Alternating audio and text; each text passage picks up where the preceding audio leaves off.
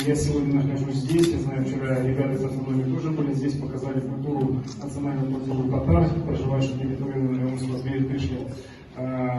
Знаю, что данное мероприятие проходит с использованием гранда, поддержки гранда, президентских грантов. Вот эта книга, которую выпустил Федеральный автономный татар России, «Движение во время», тоже выпущена с использованием гранта президента России. Так как у нас с вами подписано соглашение, я надеюсь, что все 40 автономий, которые представляют федеральную автономию, будут также вашими друзьями. Спасибо огромное.